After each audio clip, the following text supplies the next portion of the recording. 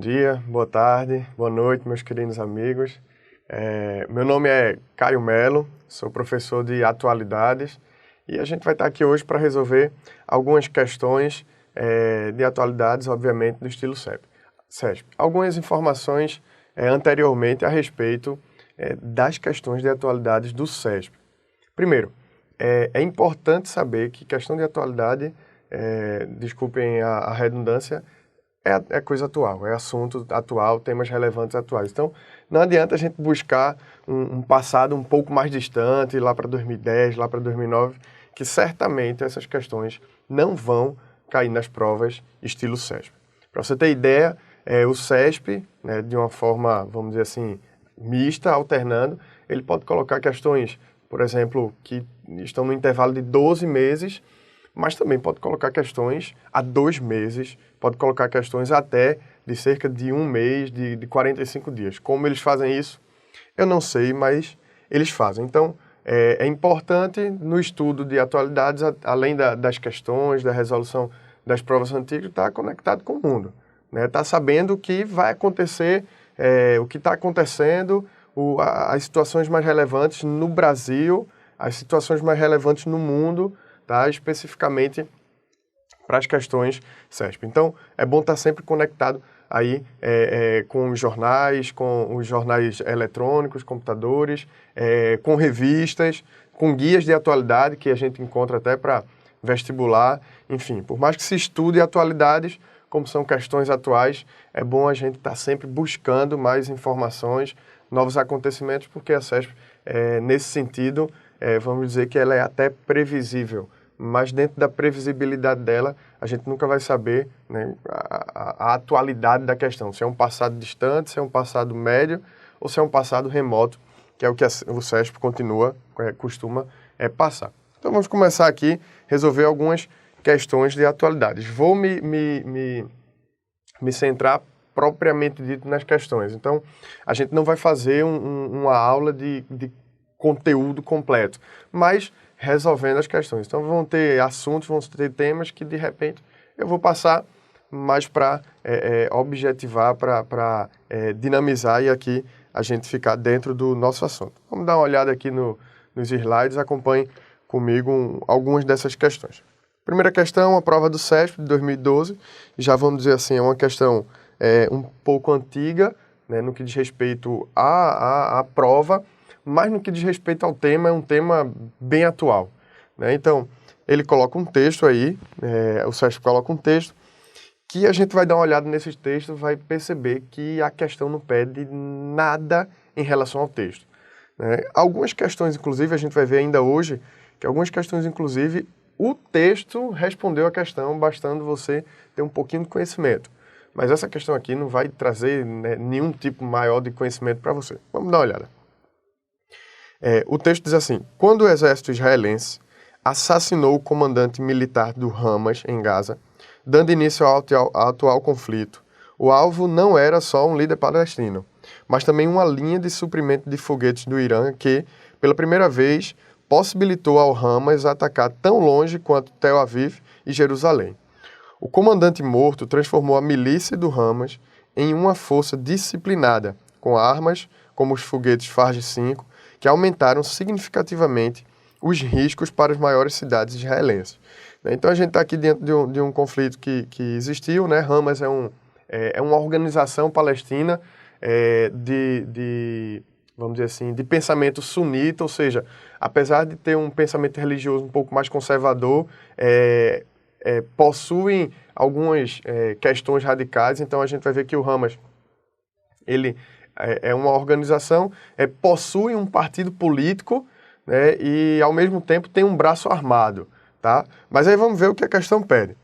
Considerando o fragmento do texto acima como referência inicial e a amplitude do tema por ele abordado, julgue os itens seguintes.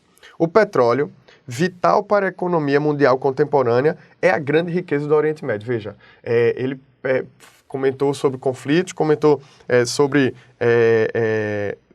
fornecimento de armamento, comentou sobre o Hamas, conflitos com Israel, mas não disse propriamente nada sobre o petróleo, né? Então, vamos dar uma analisada do ponto de vista econômico, o que é o petróleo para o Oriente Médio.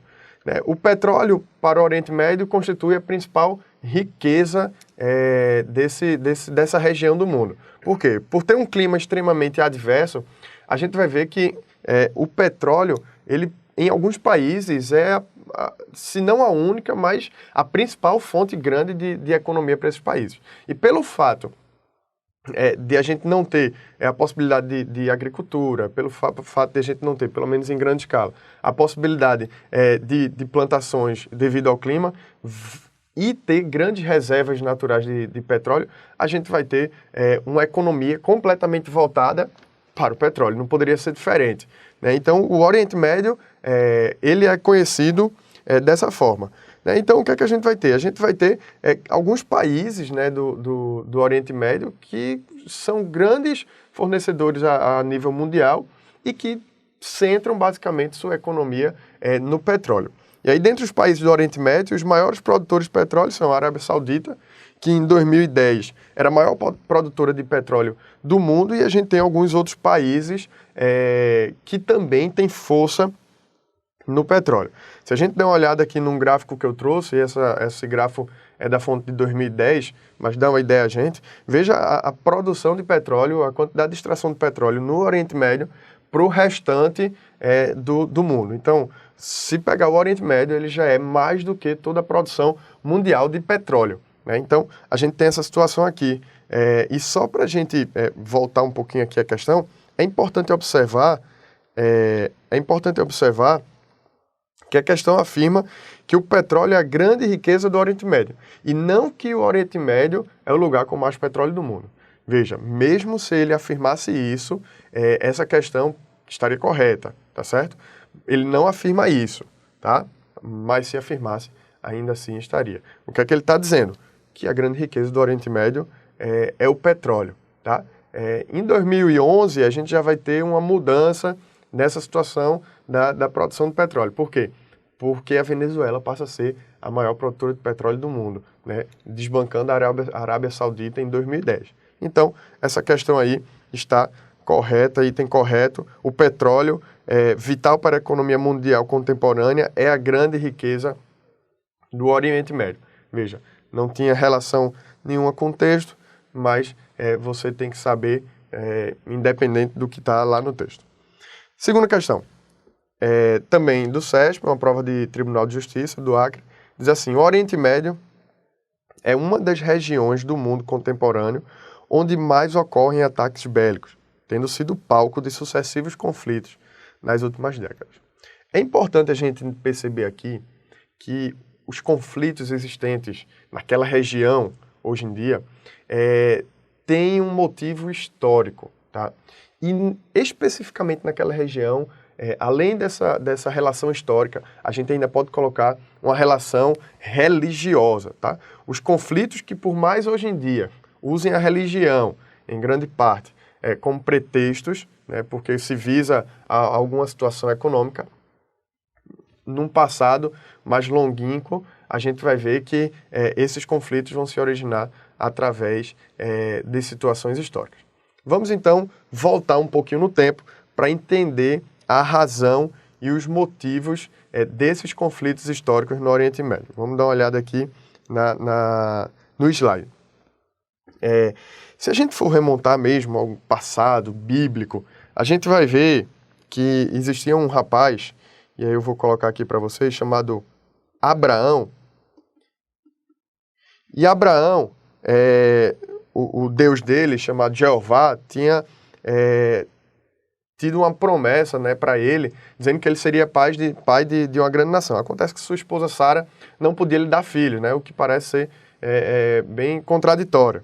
E aí, né, chega a comum acordo e Sara oferece a sua concubina, chamada Agar, para Abraão ter filho e suceder posteriormente a promessa que Jeová tinha feito para ele.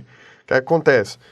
Posteriormente, né, por um milagre aí bíblico, sem entrar em questões religiosas, mas é o que conta o fato bíblico, a gente vai ver que Sara tem um filho.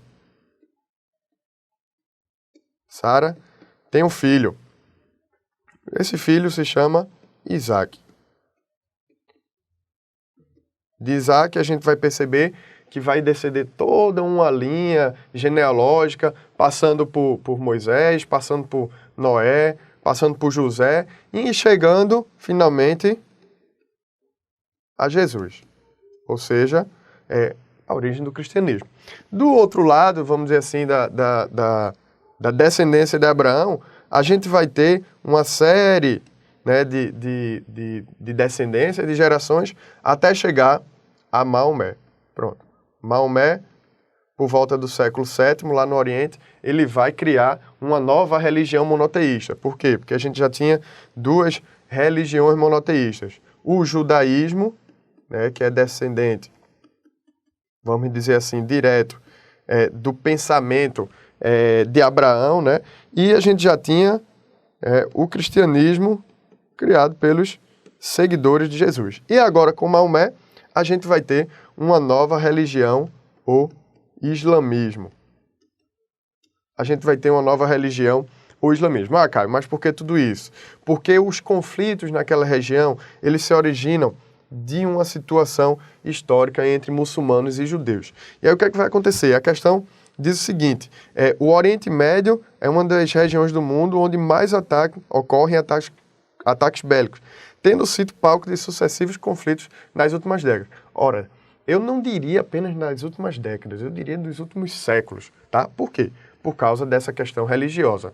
Não necessariamente os conflitos hoje são por causa das questões religiosas, tá? Hoje em dia, isso aqui, o dinheiro, tem motivado os ataques, os conflitos naquela região. Acontece que se usa muito o pretexto e o preceito religioso para fazer. E aí eu listei algumas opções, né, algumas situações em que a gente vai ver conflitos ali no Oriente Médio. Né? Então, essa questão de cara, né, não precisava ter tanto conhecimento histórico assim, não precisava ter tanta ideia dos conflitos, basta você assistir o jornal uma vez por semana que você vai ver que existem conflitos simultâneos, recorrentes, lá naquela região do Oriente Médio. Portanto, questão correta também aí do CESP, tá? Cuidado para não querer encontrar erro onde não tem, tá? Cuidado para não querer encontrar erro onde não tem. Quando tiver questão correta, com segurança, marque questão correta, tá bom? Terceira questão. Entre os países árabes, o Irã é o mais tolerante e pacifista. Veja, de cara a gente já pode marcar essa questão, se diz, Caio, mas eu sei que no Oriente Médio praticamente não existe país tolerante e pacifista, né? Principalmente no que diz respeito à religião. Chega lá, você não tem liberdade religiosa. Por esse sentido, você está até certo. Mas é importante a gente saber que o Irã, ele não é o país mais tolerante e pacifista. Ele não só não é isso, como talvez ele seja um dos países mais violentos e intolerantes daquela região, unindo ali a Síria e seguindo com esses países radicais. E aí, algumas situações. A gente pode incluir aqui a Guerra do Iraque, né, que foi uma guerra entre Irã e Iraque, e a gente tem as informações históricas, a quantidade de gente que se envolveu nessa guerra, para uma disputa territorial que envolve também uma questão religiosa aí. A gente vai ver que o Irã vai praticar o enriquecimento de urânio, e aí ele vai afirmar que esse enriquecimento de urânio é para fins civis, né, para energia, né, no Irã. No entanto, a comunidade, principalmente ocidental, vai dizer que é para fins bélicos, né? E aí surge esse questionamento, né? Porque poderia se comprar esse produto, o urânio, né? Se fosse no que diz respeito à energia, para fins cíveis, poderia comprar. E aí ele está produzindo no seu território. Além disso, a gente vai ter no Irã a tentativa de ataques aos Estados Unidos e uma constante ameaça a Israel, mais uma vez envolvendo a questão religiosa. Então, veja só, dizer que o Irã é o país mais tolerante e pacifista é uma tentativa do CESP de tentar, de conseguir enganar você, bem difícil, né? O Irã não tem como ser nem tolerante, nem pacifista, tá bom? Mais outra questão aí, item errado, questão errada. Quarta questão, e aí a gente já vai sair um pouquinho, né, do Oriente e vai vir aqui para o Ocidente, mais especificamente para a nossa terra. Vamos ver o que diz aí essa questão do Tribunal de Justiça do Acre para analista de judiciário. O anúncio da descoberta de reservas de petróleo na camada pré-sal suscitou diversas discussões, tanto políticas quanto populares, acerca dos royalties decorrentes da exploração do petróleo. No que se refere a esse assunto, julgue os itens seguintes. Veja só, aqui a gente já precisa ter um pouquinho de conhecimento do que são esses royalties do petróleo. E a gente vai dar uma olhada no que seria isso. E aí a questão afirma: os debates políticos acerca desse tema concentram-se, sobretudo, na questão dos royalties e de sua distribuição entre os estados federados brasileiros. Tá? Vamos ver o que a gente tem aí nesse sentido.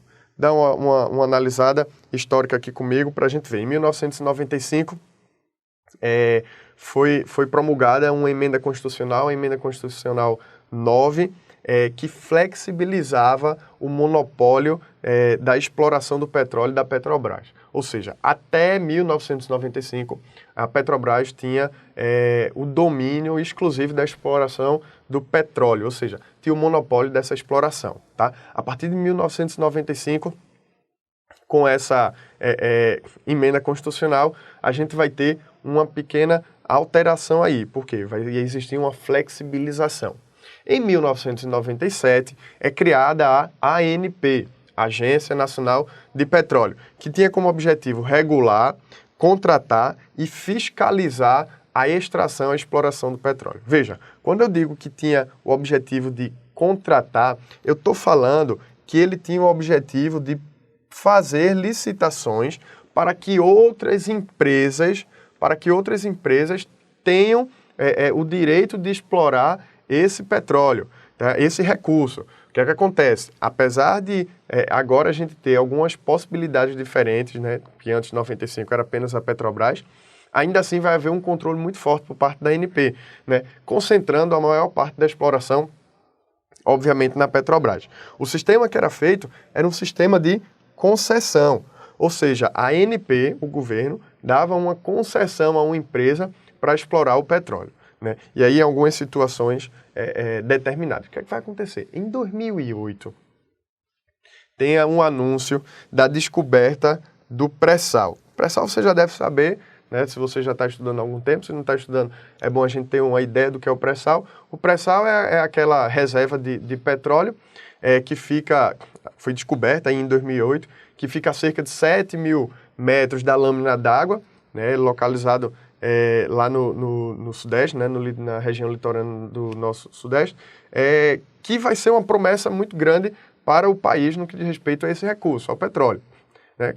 Afirma-se que esse petróleo é um petróleo extremamente leve, portanto, um petróleo de excelente qualidade, de tal forma que vai dar condições do Brasil de produzir a médio e longo prazo de 14 a 100 bilhões de barris de petróleo. Né? Para você ter ideia, se isso acontecer, de fato, a gente vai passar o Brasil a ser a sexta produtora mundial de petróleo. Veja, por causa do pré-sal. Uma promessa a médio e longo prazo desde 2008. O que é que acontece? A partir daí, houve uma mudança no marco regulatório. Deixou de ser aquele sistema de concessão e passou a ser um sistema de participação. Né? Nessa situação agora, né, os estados produtores e os municípios afetados, eles teriam diretamente um envolvimento com o recurso ganho com a exploração do petróleo. Tá? E o que é que vai acontecer? Esses royalties são os valores que as empresas que forem licitadas, que as empresas que forem contratadas, vão repassar à União, aos estados e aos municípios, em termos de recurso financeiro, pelo direito de estar utilizando um recurso que pertence ao Brasil, um recurso que pertence à União. E aí, ainda assim, para ter uma segurança econômica da Petrobras, mesmo que outras empresas sejam contratadas para exploração do petróleo, a Petrobras ainda vai ter direito a pelo menos 30% sobre cada licitação fechada no que diz respeito à subcontratação. Então, se uma empresa que não a Petrobras for contratada, ela tem que subcontratar a Petrobras especificamente pelo menos para 30% dessa exploração. O dinheiro que seria usado toda essa extração lá do pré-sal vai ser direcionado, pelo menos era a ideia, para a ciência, para a tecnologia, para a educação e para a infraestrutura. Por que isso? Porque a gente sabe que o recurso mineral é um recurso esgotável. Então, busca-se investimento naquelas áreas que têm uma necessidade de se investir, né? E um pensamento extremamente interessante. E aí a gente vai ter uma mudança. Que mudança vai ser essa? Desculpa. Que mudança vai ser essa?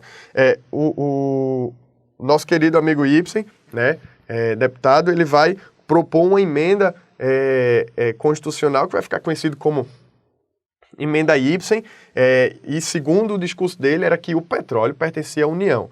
Então, pelo fato do petróleo pertencer à União, a gente vai ver que essa emenda vai distribuir de forma mais igualitária a extração do petróleo, seja entre os estados produtores, seja entre os estados não produtores, o que vai causar uma revolta muito grande no Rio de Janeiro. Tá? Por quê? Porque grande parte, né, dos seus recursos vem dessa extração do petróleo. O que é que vai acontecer?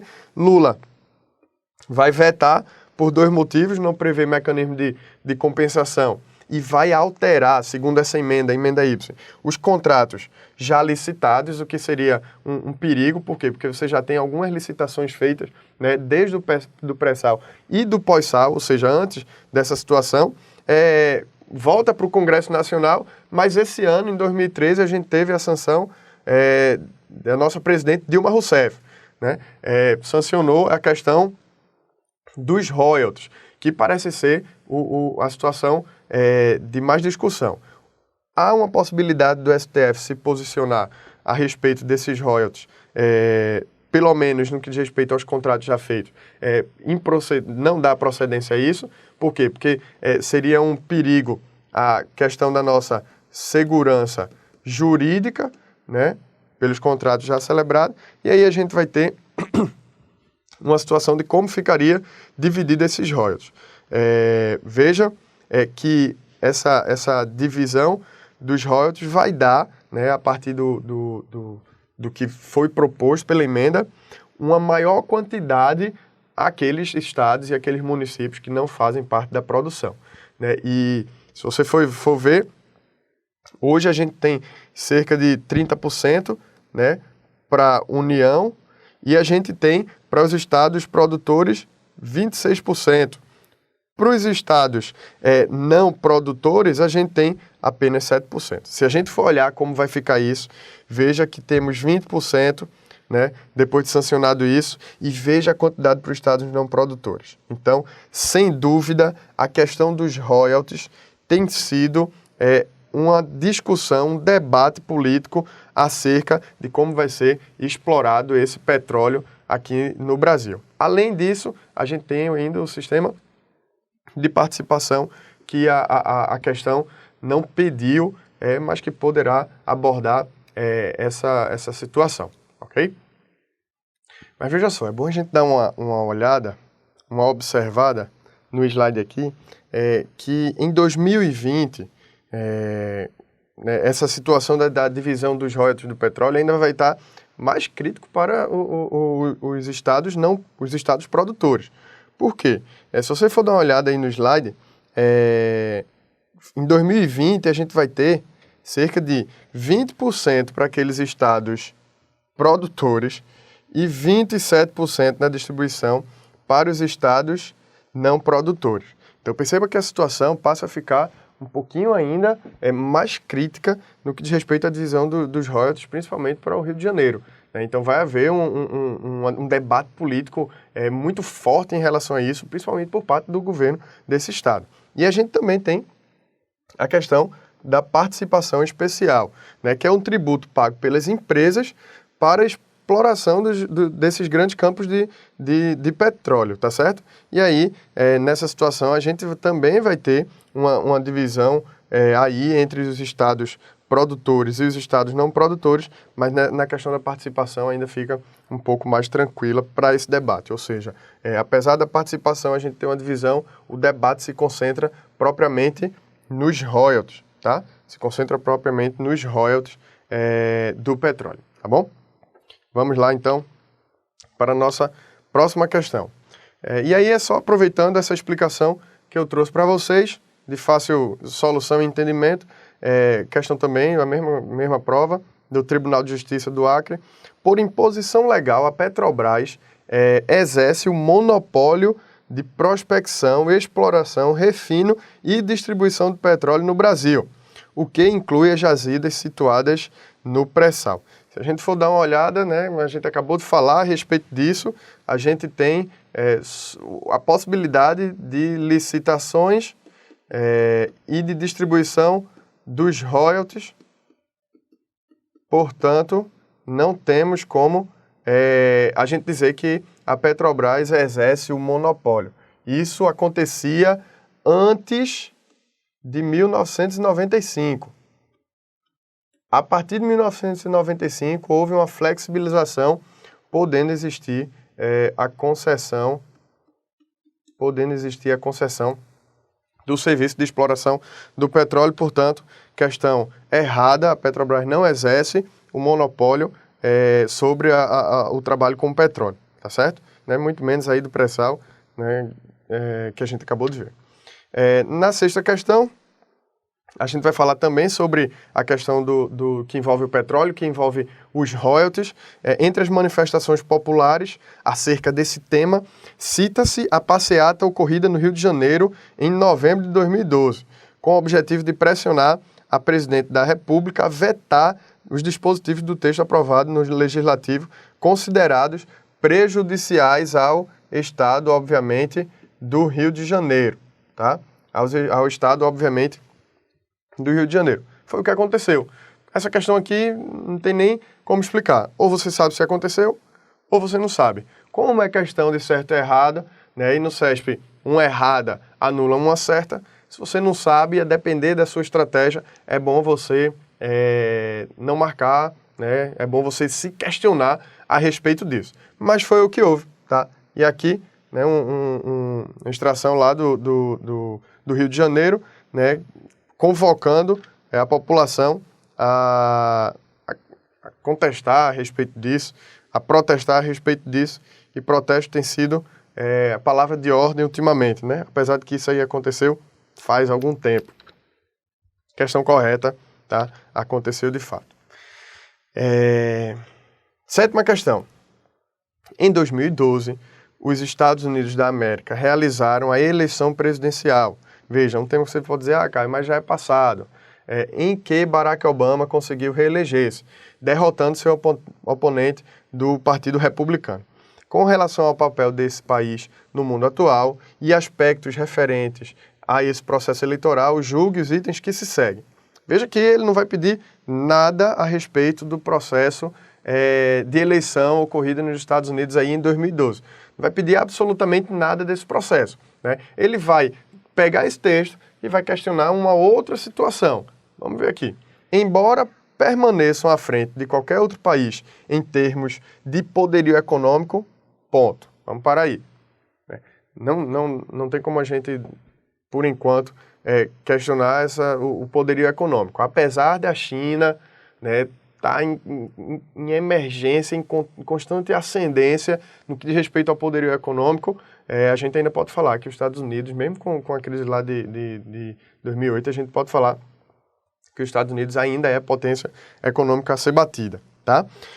Continuando, os Estados Unidos foram ultrapassados pela União Europeia e pela China em relação ao poderio militar.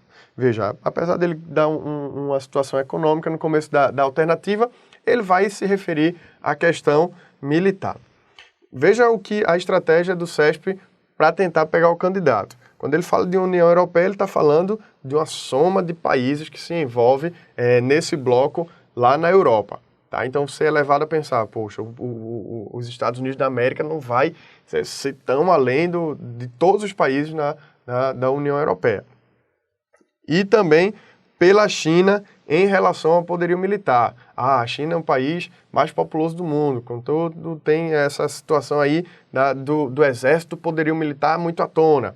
Veja, nessa questão do poderio militar não é levado em consideração só a quantidade, mas é levado em consideração também os recursos tecnológicos envolvidos e os recursos bélicos, né? Os armamentos que se envolvem. E aí eu trouxe uma tabela para vocês, listando os 3, vamos dizer assim, principais países no que diz respeito ao poderio bélico. E primeiro a gente vê aqui os Estados Unidos, tá? Que apesar de ter um efetivo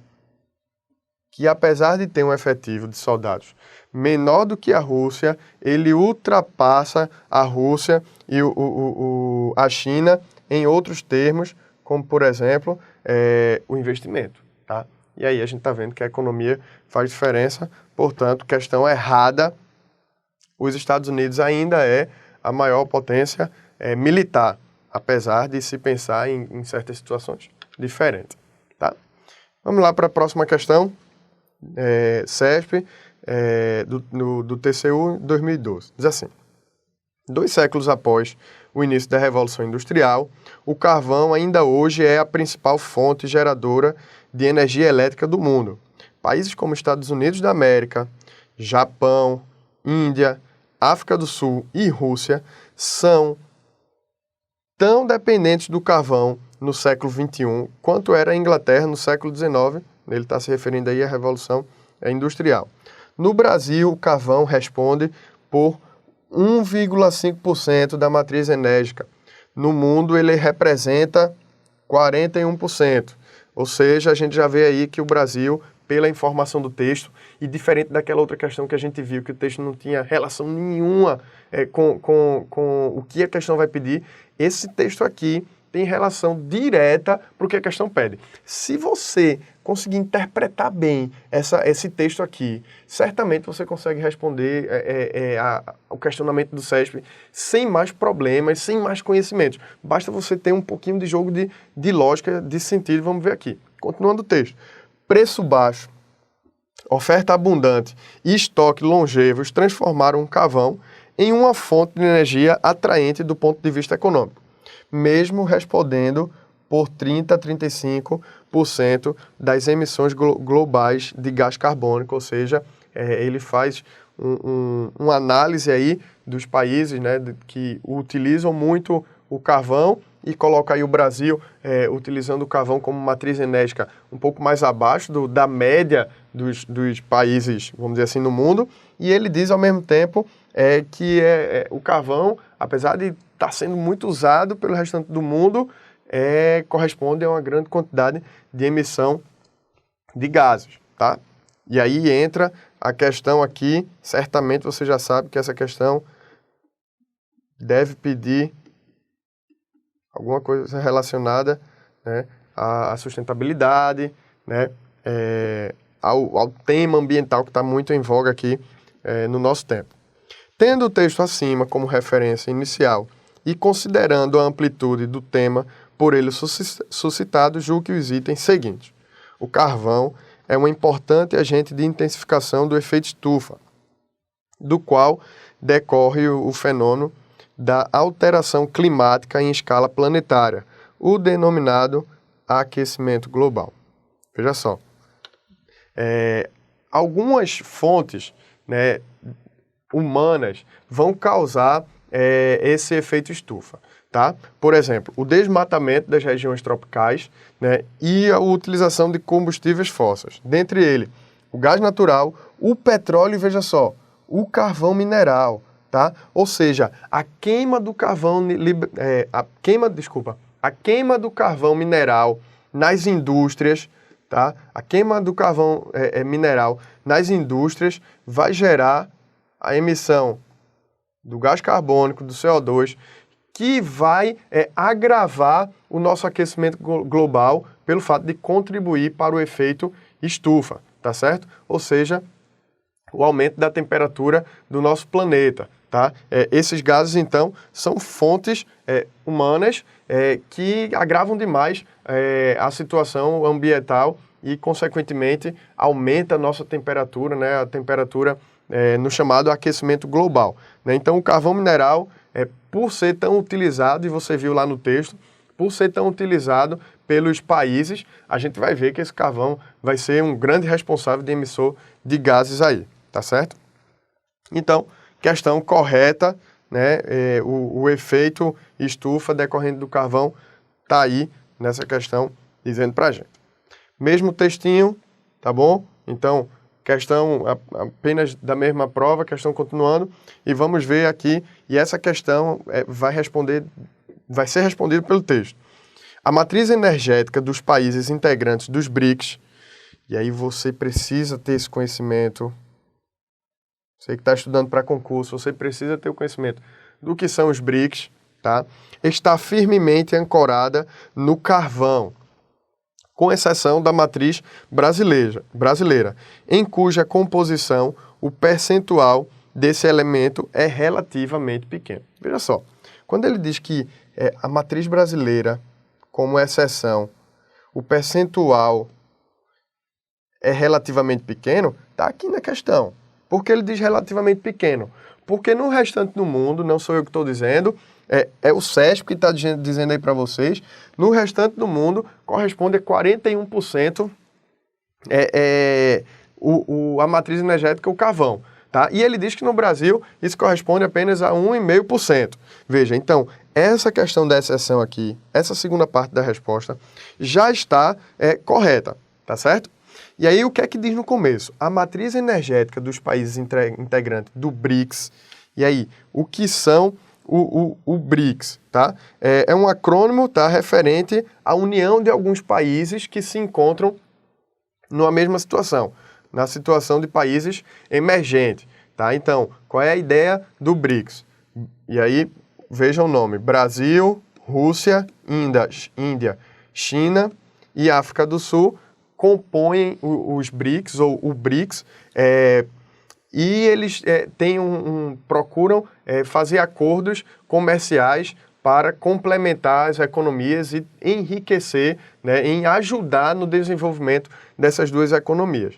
E aí, se você soubesse o que era o BRICS, você responderia essa questão aqui. A matriz energética dos países integrantes do BRICS, com exceção do Brasil, porque ele diz aqui, com exceção do Brasil, como ele está dizendo aqui, está firmemente ancorada no carvão. Rússia, Índia, China e África do Sul. Volta para o texto aqui. Países como os Estados Unidos, Japão, China, Índia, África do Sul e Rússia. Ou seja, o BRICS sem o Brasil, que é o que a questão fala. Portanto, questão correta. Não sei se ele tentou colocar aí invertido, né? Ao invés de colocar Rússia, Índia, China e África do Sul, né? Colocou os países e se você tivesse conhecimento, você acertaria, tá? Você pode dizer, Caio, mas por que a África do Sul é essa? Porque é em inglês, tá? South Africa. No meu inglês aí não tão bom, mas vamos lá. No CESP, continuando aqui, mesmo texto, a preocupação ambiental praticamente inexistente no passado e ao longo das primeiras fases da Revolução Industrial, ganha espaço no mundo contemporâneo.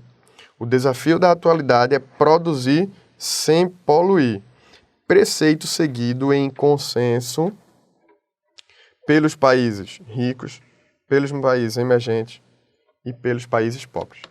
Veja a nossa situação aqui. Em 1992, a gente teve o protocolo de Kyoto, que foi um acordo, né, uma convenção em que houve a tentativa de que os países envolvidos procurassem produzir sem poluir, reduzir a poluição na tentativa de alcançar uma maior sustentabilidade do planeta. O que é que vai acontecer? Os Estados Unidos caem fora, porque havia um medo de que se ele ratificasse o protocolo de Kyoto, consequentemente, afetaria diretamente a sua economia. Então, o que é que acontece? A questão econômica vai se sobrepor à questão propriamente ambiental.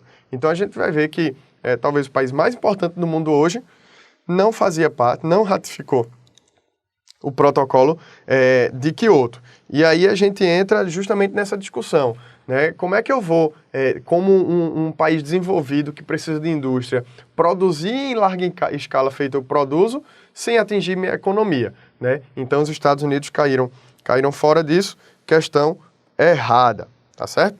Questão errada, Estados Unidos não vai ratificar o protocolo de Kyoto.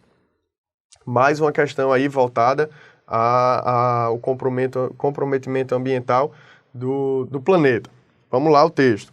Também questão do CESP.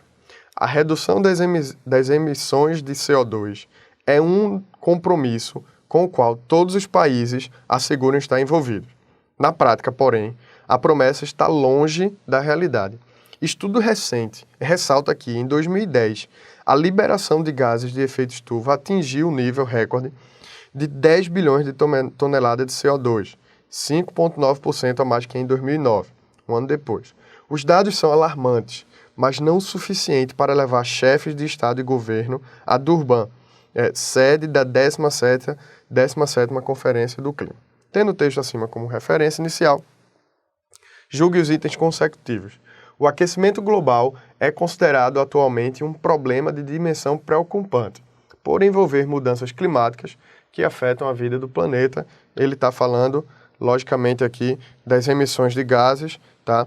Consequentemente, do efeito estufa que esses gases causam, que apesar do efeito estufa ser um efeito natural para manter a Terra aquecida, a partir do momento em que a gente tem emissão de gases excessiva pelo homem, né, pelo ser humano, a gente vai ter um aquecimento global que há um pensamento de que daqui a algum tempo as geleiras comecem a derreter e, consequentemente, vai afetar todos os nossos continentes, vai afetar todo o planeta. Então, existe aí uma preocupação no que diz respeito às mudanças climáticas.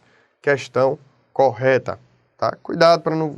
A questão correta é correta. Para não tentar buscar cabelo de sapo aí, para não tentar buscar situações, né, que você fica tentando onde é que está o erro, procure o erro. Não achou o erro, marque com segurança. Mesmo texto, tá? E aí ele vai falar da China. A China, por possuir um desenvolvimento econômico que se baseia na agricultura orgânica e na industrialização tecnologicamente avançada, é um dos países que menos emitem CO2 na atmosfera. CO2, como a gente está falando, aquele gás, o gás carbônico que vai gerar o efeito estufa e, consequentemente, o aquecimento global, problemática geral para nosso planeta. Tá? E aí, o que é que a gente vai ter aqui? Algumas situações nessa questão interessantes para se observar. Primeiro, a China é um país em desenvolvimento e é evidente que o país em desenvolvimento como a China, que possui uma industrialização muito elevada, possui muitas indústrias, a gente vai ver que quem produz muitas indústrias naturalmente emite muito CO2. Se você já observou aí nesse quadrinho, a gente vai ver que a China está em primeiro do ranking de emissão. Por quê? Pela quantidade de indústria, pela produção em massa exacerbada que a China tem. Então não temos como colocar a China fora desse padrão aí. Tá? E ele ainda coloca uma outra situação, a questão da agricultura orgânica. Tá? A questão da agricultura orgânica no Brasil também, na China, também é complicada. Por quê? Porque a China tem uma dimensão territorial muito grande, tá? E o trabalho de agricultura orgânica requer cada vez mais atenção e o pensamento da China não é gastar tempo, o pensamento da China é grande escala, né? É só você ver como é famoso aí os produtos chineses, né? Produtos chineses baratos, em grande quantidade, mas de pouca qualidade, né? Então, questão errada. Ele não é um dos países que menos emitem CO2. Na verdade, ele é o país que mais emite CO2 na nossa atmosfera. Obrigado aí à China. Tá? Décima terceira questão, para a gente terminar o nosso aulão, nossa série de questões aqui sobre atualidades. Veja que abordamos vários temas. Vamos mais um aqui, apesar de você ver já aqui na questão 2011, mas você falou lá no começo, 2011 já era antiga. É antiga, mas é um assunto que ainda está em voga lá no Oriente. Então vamos lá. Questão do CEF, é uma questão do IBAMA. Considerando o quadro de conflitos na Síria, iniciados em 2011, julgue os itens subsequentes. O conflito na Síria inaugurou o processo histórico conhecido como Primavera Árabe. Vamos lá entender, então, o que seria esse movimento chamado Primavera Árabe. Entende-se por Primavera Árabe a onda de protestos e revoluções ocorridas no Oriente Médio e norte do continente africano, em que a população foi às ruas para tirar ditadores no poder. A gente sabe que no Oriente Médio, grandes países, né, muitos países de lá têm como chefes de governo e, logicamente, chefes de Estado ao mesmo tempo, ditadores. Ou seja, pessoas que estão lá no poder à força, 10 e casos de ditadores que estão há mais de 40 anos no poder. Né? Uma situação que para o nosso contexto ocidental é praticamente inviável. Para o Oriente Médio a gente ainda tem um bocado. O estopim desse movimento foi quando um jovem, Mohamed Bouazizi, ele era ambulante, né, vendedor de frutas, e aí extremamente revoltado porque a polícia foi cobrar propina dele, ele não pagou e a polícia confiscou seus bens, ele ateia fogo no seu próprio corpo. Né? E isso vai causar uma conotação a nível mundial, não somente lá no Oriente. Né? A partir daí, alguns vão chamar de efeito dominó, a partir daí a gente vai ver uma situação lá na Tunísia, começando a Primavera Árabe. Veja, esse moço aqui, na Tunísia, vai desencadear pela sua insatisfação, maior do que insatisfação, pela sua revolta com o regime lá no Oriente, vai tocar fogo em si próprio. Tá? E aí, apesar do movimento na Síria, e aí a gente volta para a questão, ter sido um movimento de força muito grande, porque o maior conflito, o maior foco da Primavera Árabe, pelo menos hoje em dia, está na Síria, né?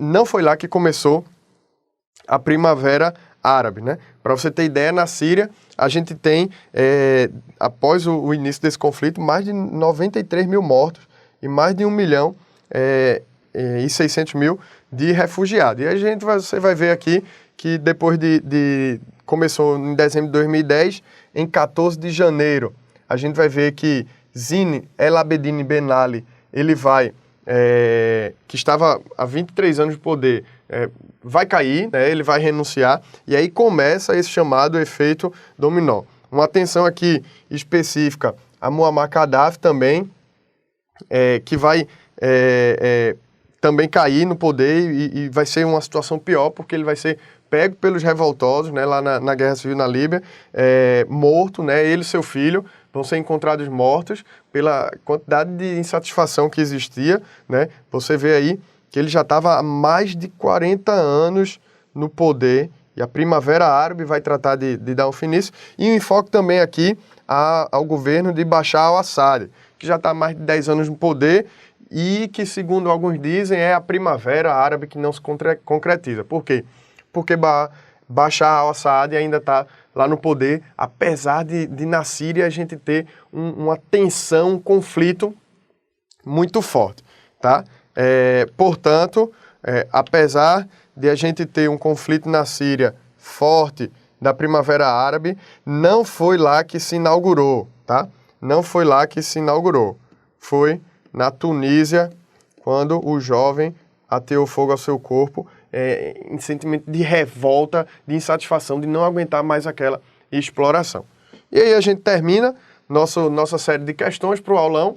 Tá? Se você percebeu, foram questões mais voltadas para 2012, contudo, abrangendo assuntos e temas atuais. Tá? São questões antigas, no que diz respeito à atualidade, 2012, né? Questões aí de dezembro de 2012, de acontecimentos de dezembro de 2012, né, novembro de 2012, mas são questões que, apesar de terem acontecido em provas do ano passado, são questões, assuntos, temas polêmicos atuais ainda hoje, tá? Por isso que eu separei essas questões.